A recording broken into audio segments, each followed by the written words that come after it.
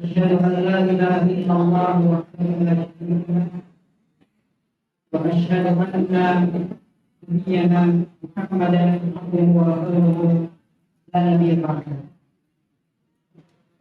Alhamdulillah, segala puji hanya milik Allah Subhanahu wa Ta'ala, di mana Dia telah memberikan kepada kita semuanya nikmat yang begitu banyak, dan di antara kenikmatan yang telah Allah Subhanahu wa Ta'ala berikan kepada kita semuanya, yaitu berupa nikmat iman, nikmat Islam, dan nikmat kita bisa kumpul kembali. Salah satu rumah Allah Subhanahu wa Ta'ala yang kita cintai ini, dengan tujuan yang sama, yaitu untuk memperdalam ilmu.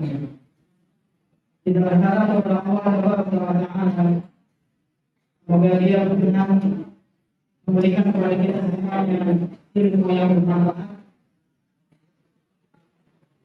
sehingga bisa menjadi bekal kita kelak ketika berjumpa dengan Allah Subhanahu wa Ta'ala. Salawat beserta salam semoga senantiasa tercurah limpahkan kepada Nabi kita yang tercinta, Nabi Muhammad, serta para keluarganya, para sahabatnya, dan teman-temannya yang senantiasa mengikuti sunnah beliau hingga akhir dunia. Depan sekalian yang semoga senantiasa diberikan. Sebelum kita memasuki ke pembahasan yang berikutnya, yaitu pembahasan kitab Ahadits Akhlaq karyanya Syekh Abdul Razak bin Abdul Muhsin Al-Badr Hafizahullah Ta'ala. Alangkah baiknya kita memperjalan sebentar atau mengulang pelajaran yang kemarin sudah kita. Bagi yang bisa menjawab, nanti bisa mendapatkan hadiah. Cuma sekalian ini bahwasanya kemarin kita sudah membahas tentang salah satu asal yang dibawakan oleh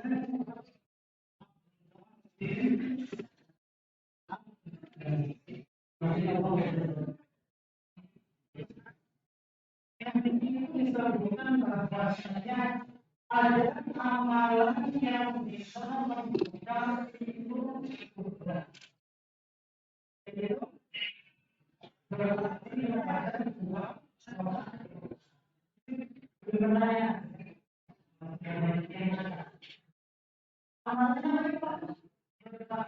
ada kedua orang. Dan pertanyaannya, apakah dulu ya, apakah jika orang tua kita zalim kepada kita telah berarti apa?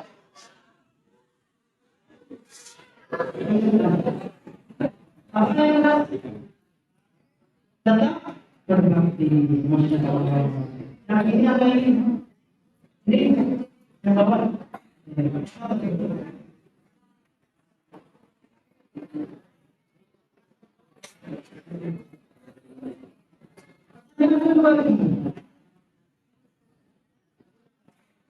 Jadi meskipun orang tua kita itu zalim sebenarnya, tetap kita berbakti kepada orang tua kita dalam keadaan yang baik.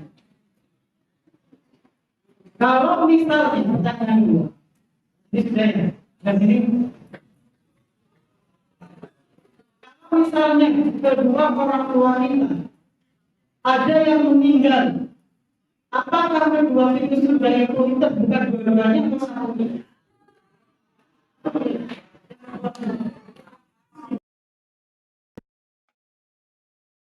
Karena hanya satu orang tua, betul. Masya Allah.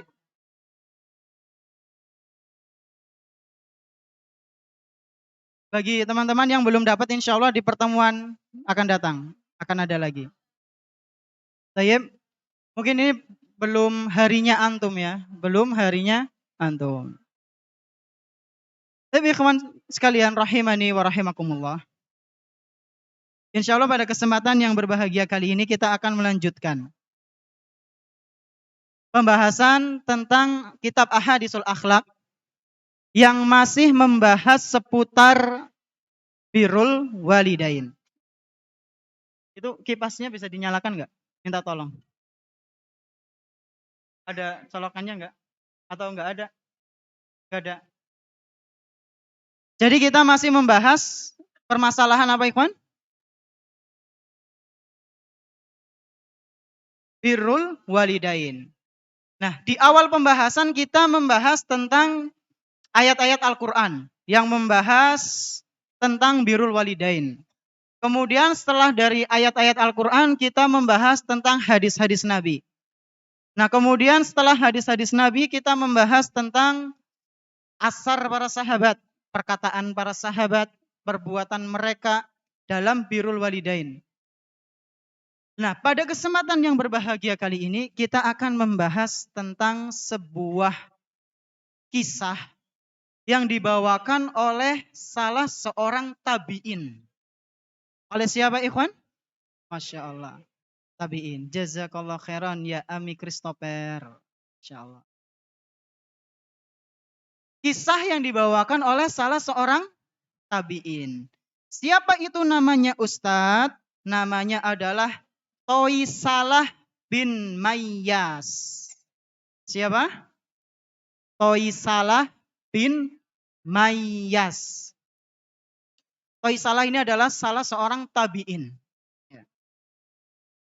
Apa yang diceritakan oleh Toisalah Ustadz? Mari kita dengar ceritanya bersama. Dia mengatakan, kuntu ma'an najdati. Dahulu, kata Toisalah, aku pernah bersama dengan orang-orang yang memiliki pemahaman Khawarij. An-Najdat itu artinya adalah salah satu kelompok dari kelompok-kelompok Khawarij. Ya. Apa itu Khawarij, Ustadz? Khawarij itu adalah salah satu kelompok yang menyimpang. Ini santri MA insya Allah sudah mulai belajar tentang beberapa kelompok yang menyimpang ya secara ringkas. Di pelajaran apa Ikhwan? Tauhid ya, kitab Tauhid. Nah, An-Najdat ini adalah sempalan atau salah satu kelompok dari mana Ikhwan? Kelompok Khawarij ya. Kenapa bisa dikatakan An-Najdat Ustadz? Karena pemimpin dari An-Najdat ini namanya adalah Najdah bin Amir. Siapa pemimpinnya? Najdah bin Amir. Dia ini adalah salah satu dedengkot ketua dari kelompok Khawarij. Nah, dulu ini Toisalah pernah Pernah bersama dengan orang-orang yang seperti itu. Kemudian kata Toisalah, fa'asabtu dzunuban la aroha illa minal kabair. Nah, ketika aku bersama dengan orang-orang yang seperti itu, bersama dengan orang-orang Khawarij, fa'asabtu dzunuban, aku mengerjakan sebuah dosa. La aroha illa minal kabair. Dan aku mengira bahwasanya dosa yang aku lakukan itu adalah termasuk dari dosa besar. Jadi Toisalah ini waktu itu merasa dosa yang dilakukan oleh dia ini adalah dosa besar yang akan membawa murka Allah Subhanahu wa taala. Maka setelah itu Toisalah ini mendatangi salah seorang sahabat Nabi Shallallahu Alaihi Wasallam. Ya, mendatangi siapa Ikhwan? Salah seorang sahabat Nabi Shallallahu Alaihi Wasallam yang bernama Abdullah bin Umar. Ya. Toisalah ini mendatangi siapa? Abdullah bin Umar radhiyallahu anhuma. Lalu Toisalah ini berkata, menceritakan tentang hal tersebut. Ya, jadi posisinya Toisalah ini sudah taubat, sudah keluar dari kelompok yang sesat. Toisalah bercerita kepada Abdullah bin Umar radhiyallahu anhu, qala, bahwasanya fadzakartu dzalika li ibni Umar. Lalu aku ceritakan kepada Abdullah bin Umar. Abdullah bin Umar bertanya, qala mahia, dosa apakah itu yang telah kamu perbuat? Kadza wa kadza. Wahai Ibnu Umar, aku telah melakukan dosa ini dan ini. Enggak disebutkan secara spesifik dosa apa itu. Lalu kata Abdullah bin Umar radhiyallahu anhuma apa? Qala laisat hadhihi minal kabair. Wahai Toisalah, dosa yang telah kamu lakukan dulu ketika masih di zaman bersama dengan orang-orang Khawarij itu bukanlah dosa besar. Dosa-dosa yang dulu kamu lakukan itu bukanlah termasuk dari dosa-dosa besar, wahai Toisalah. Ternyata dugaannya Toisalah benar apa salah, Ikhwan? Salah. Ternyata dosa yang dia lakukan itu dosa kecil di mata sahabat. Lalu Abdullah bin Umar radhiyallahu anhuma memberikan beberapa contoh dosa besar. Hunna tis'un. Dosa besar itu jumlahnya ada 9. Ada berapa? 9. Yang pertama apa? Yang pertama al-isyraku billah. Yang pertama apa Ikhwan? Mempersekutukan Allah Subhanahu wa taala.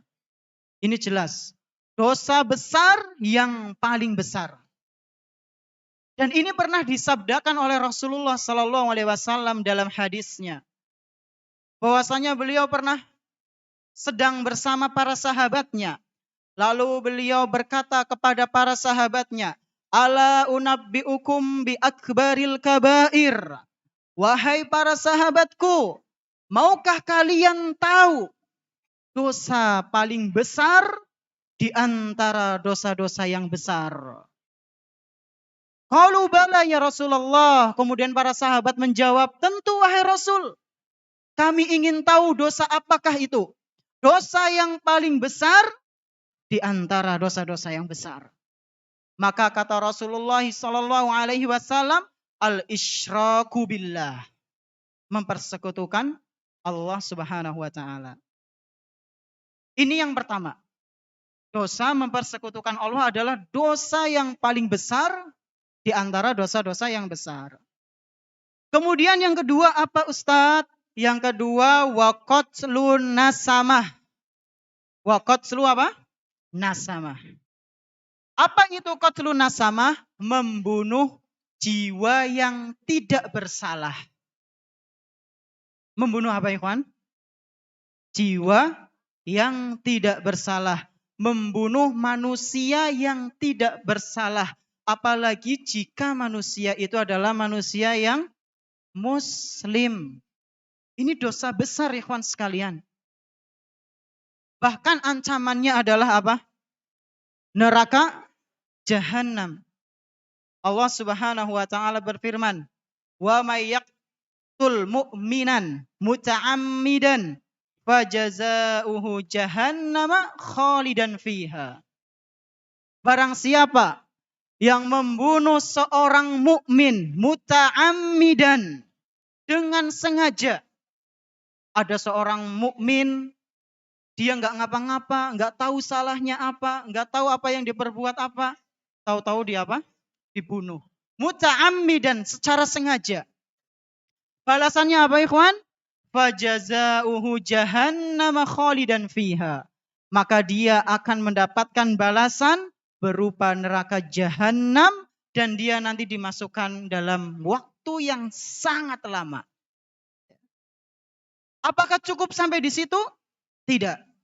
Allah Subhanahu wa taala wa ghadiballahu alaihi. Allah akan murka kepada dia. Wa la'anahu, dan Allah akan melaknat dia. Wa a'addalahu 'adzaban 'azima. Dan Allah akan menyediakan bagi dia azab yang sangat pedih. Ini balasan bagi siapa? Orang yang membunuh seorang mukmin, seorang muslim dengan sengaja. Dan kita melihat di berita ikhwan sekalian, betapa banyak berita yang menyiarkan apa? Pembunuhan ya. Seakan-akan nyawa seorang muslim itu tidak berharga. Nyewa pembunuh untuk membunuh saudaranya karena masalah waris, rebutan apa? Waris. Koli adine nyong. Koli sepetil bae ya. Ya ora kudune imbang. Ya ora parowan. Yang satu lagi, wis aja berisik ya nyong sing paling tua. Nyong sing ngoli kabeh. Akhirnya apa? Iri. Karena iri akhirnya apa? Bunuh-bunuhan. Na'udzubillah. Apakah terjadi ikhwan? Terjadi dan banyak. Karena masalah harta. Kemudian kemarin ada berita masalah teman bully membuli. Karena sering dibully akhirnya apa? Membunuh temannya. Yang na'udzubillahi min zalik. Ada santri membunuh ustadznya. Antum tahu beritanya ikhwan? Na'udzubillahi min zalik. Na'udzubillahi min zalik. Kenapa bisa dibunuh? Kenapa bisa dibunuh? Ini enggak bunyi? Ah, bunyi. Kenapa bisa dibunuh ikhwan? Wallahu ta'ala alam. Mungkin karena apa? Uase kangelen ya. Ya Ustadz Jan. Kapanane ya pateni. Naudzubillah. Hati-hati, gurunya kok dibunuh. Selama ini niatnya dalam menuntut ilmu itu untuk apa? Setan apa yang merasuki dirinya? Ya. Sampai dengan teganya apa? Gurunya dibunuh. Na'udzubillahi min zalik. Na'udzubillahi min zalik. Nah ini, orang yang membunuh dengan sengaja, maka balasannya neraka Jahannam. Dan perlu kita ketahui bersama ikhwan, nyawa seorang muslim satu, itu lebih berharga di sisi Allah Subhanahu wa taala daripada dunia dan seisinya. Nyawa seorang muslim, orang muslim satu, itu jauh lebih berharga di sisi Allah Subhanahu wa taala daripada dunia dan seisinya. Rasulullah Shallallahu alaihi wasallam pernah bersabda, "La zalad dunya ahwanu 'ala Allahi min qatli mu'minin bi ghairi haqqin." Sungguh hancurnya dunia, binasanya dunia itu jauh lebih ringan daripada matinya satu nyawa seorang muslim yang matinya enggak jelas, ya.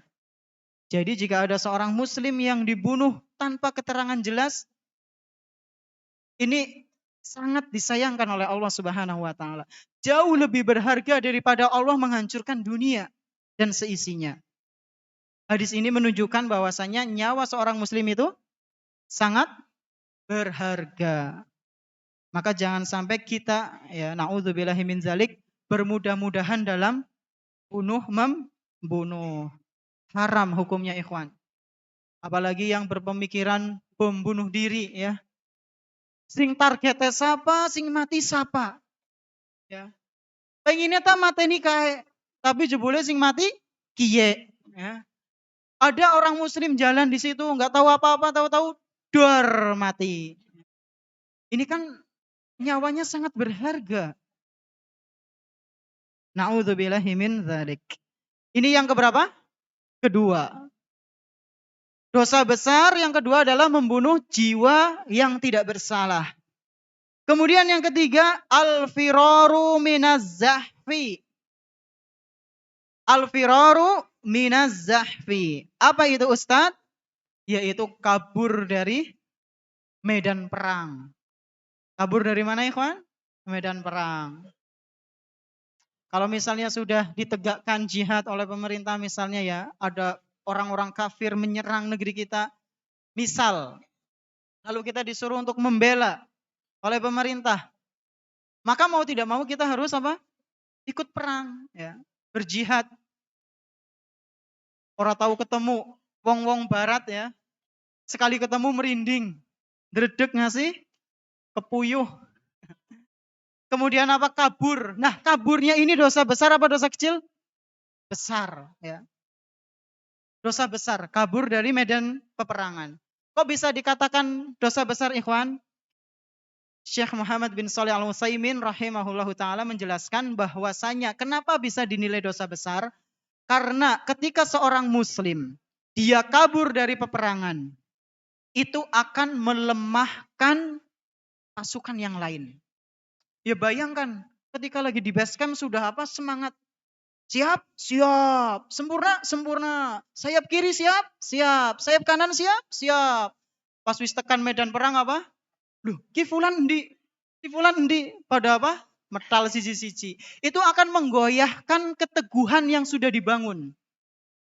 Sedikit banyak pasti akan merasa, aduh, dening walah kabur, jadi nggak konsentrasi. Dan ini akan melemahkan pasukan. Ya, jadi diharamkan ketika sudah di medan perang kok kabur. Ini pembahasan yang sangat panjang dan kita nggak bahas ini. Ini yang ketiga, dosa besar adalah apa, ikhwan? Kabur dari medan perang. Kemudian yang keempat, wa qadzful muhsanah.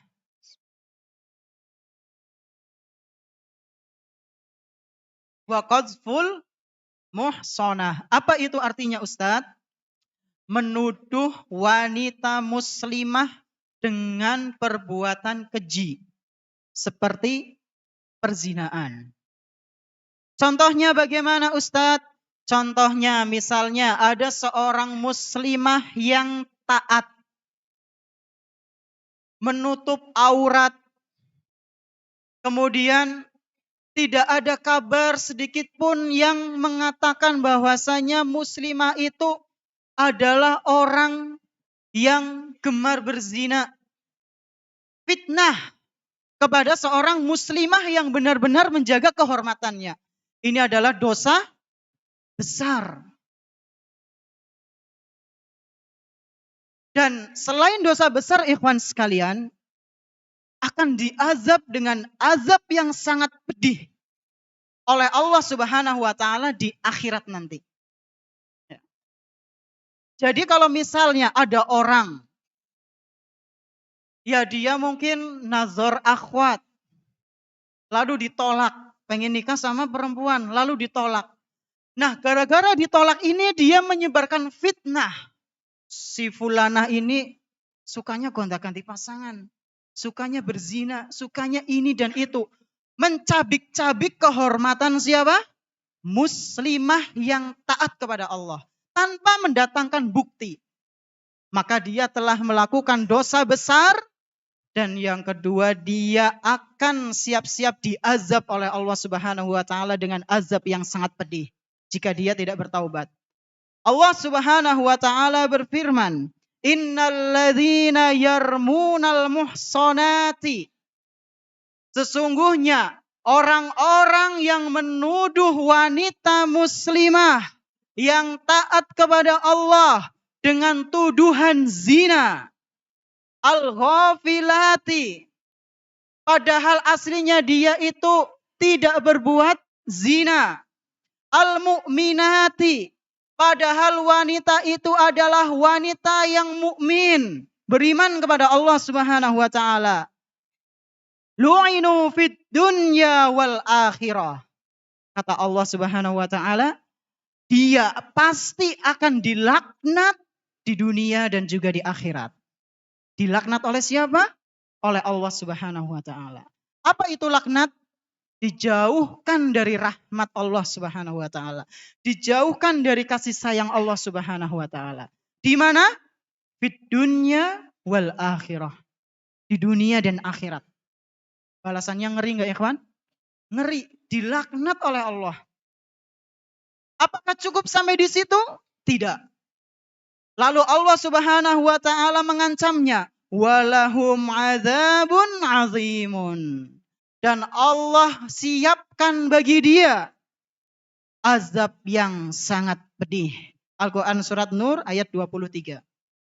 Jadi ini balasan bagi orang-orang yang menuduh seorang muslimah taat, mukminah yang beriman kepada Allah dengan tuduhan-tuduhan yang keji.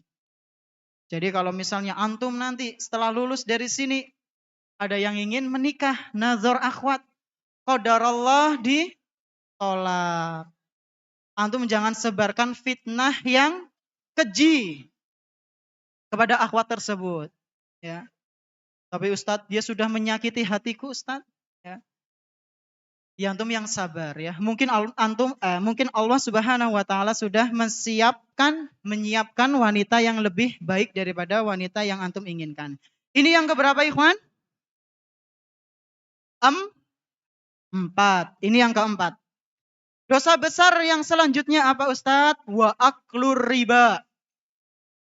Memakan hasil riba, memakan harta riba.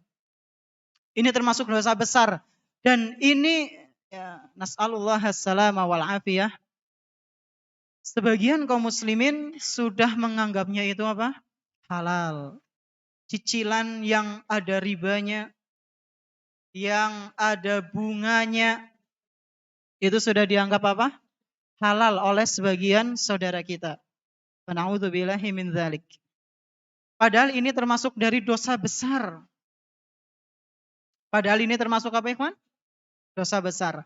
Dan nanti ketika dia dibangkitkan oleh Allah Subhanahu wa taala di hari kebangkitan, orang-orang yang memakan harta riba dibangkitkan dalam keadaan berdiri sebagaimana berdirinya orang yang mabuk, mirip seperti orang yang gila. Berdiri, dibangkitkan oleh Allah di hari kebangkitan nanti, seperti apa? Orang yang mabuk gentoyongan. Dan mirip persis kayak wong nun sewu, wong gemblung. Ini Allah Subhanahu wa taala sebutkan dalam Al-Quran surat Al-Baqarah. Di situ Allah Subhanahu wa taala menceritakan tentang keadaan orang-orang yang memakan harta riba. alladzina ya'kuluna riba, orang-orang yang memakan harta riba, la yakumuna illa kama yakumul ladzi yatakhabbatuhu syaitanu minal mas.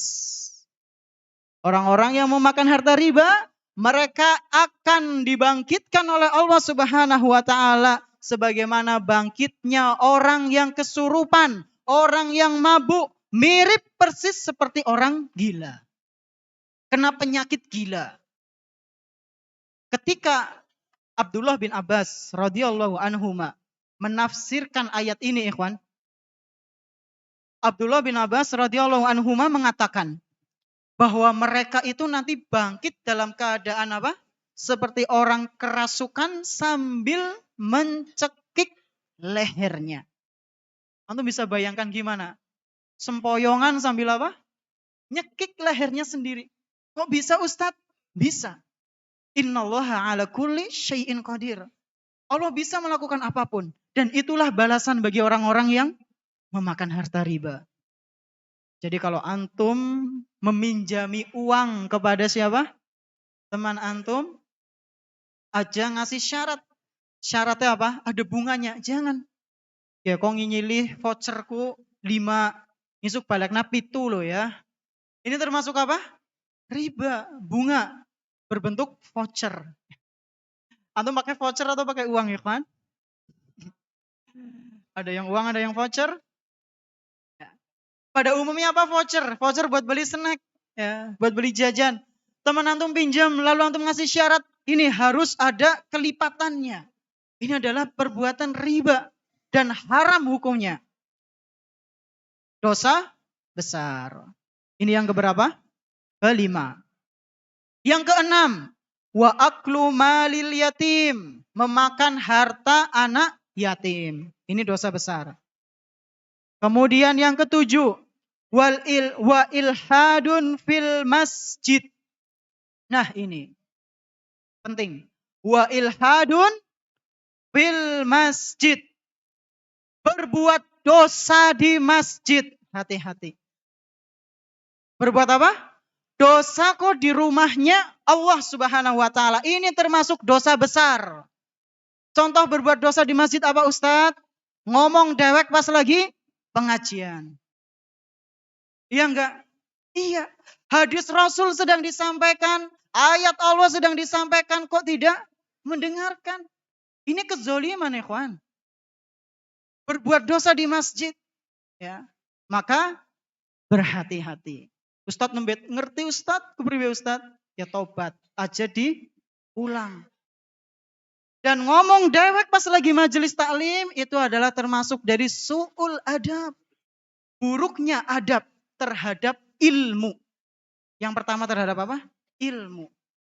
Ketika adab kita sudah buruk kepada ilmu, sangat jauh keberkahan akan datang kepada kita. Na'udzubillahi min dzalik.